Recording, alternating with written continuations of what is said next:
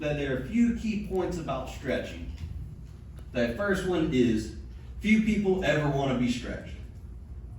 Now, I remember when I was coaching, that was one that I always constantly fought with players about was, hey, we need to stretch. The more flexible we become, the better you can become as a player. They hated that. Why? Because it was uncomfortable, that it was painful, that people don't want to do that.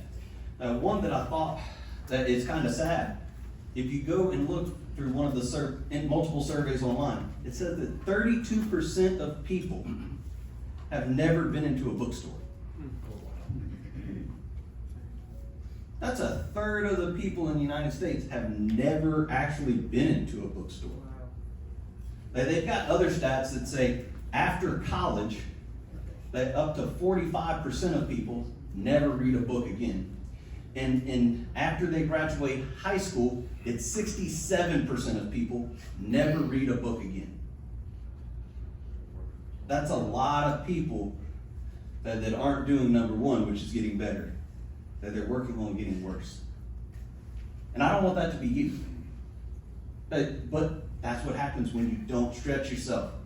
That we've got to keep pushing to get better. That next one, avoid settling for the status quo. In other words, get out of your comfort zone. That no one remembers anyone who's average. No one remembers anyone who is average. Third, stretching is an inside job. It starts within us. I have to be intentional about it. I have to be actively going to do this. And it all starts with your thoughts. That if you believe you can do it, you're right. You know, I love that Henry Ford quote. Whether you think you can or you can't, you're right. Now, my kids, they participate. There are two sports that they do, is golf and motocross. I know, wide extremes of the spectrum. Golf is very nice and calm. Motocross, you're going 50, 60 miles an hour and jumping 40, 50 feet in the air. They're extreme opposites. But as I go through and do training with them, and that's one I love that I get to coach my kids now, that I'm not in the coaching game itself. And so I was with my oldest son, and we were at a tournament, and I'm caddying for him.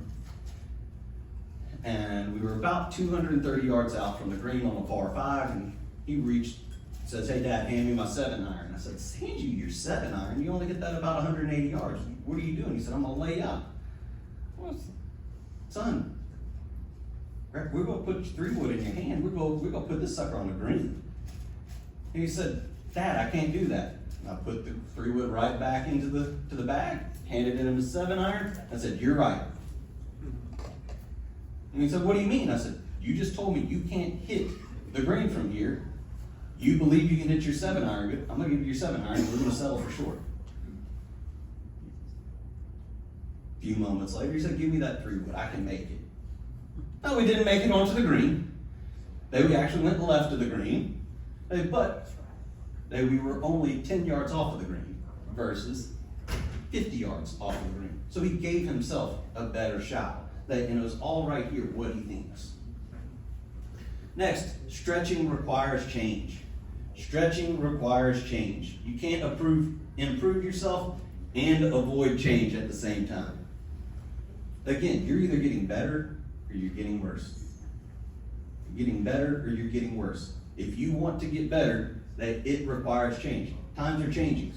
It's very obvious. You know, one thing that one of the companies that I work for, that they were talking about, we got to get back to the way we were doing stuff in like 07 to 2012. Those were the heydays. And I said, we're never going back to that. Since 2020, it doesn't matter what we did back then. From 2020 on, we're all in the same boat. I was like, man, you're talking about something that's not going to ever happen again. That focus forward, we've got to get better. It's got to change to get better. And as they've changed, it's getting better. Stretching sets you apart from others. Stretching sets you apart from others. Successful people set themselves apart from the crowd by going over and above what others do. Stretching can become a lifestyle. A lifestyle. Now remember, when I think it was Mark Jordan that said, "Hey, you're either ripening or you're rotten. You're ripening or you're rotten." So again, you're either getting better or you're getting worse. And stretching gives us a shot at significance. And John said, "I want to make a difference. Doing something that makes a difference at a time that makes a difference with people who make a difference. People who are committed to themselves people who commit themselves to stretching will make a difference." And the law of the rubber band may be one of my favorite laws to live out, because I'll never be the same as I continue to stretch and I continue to grow.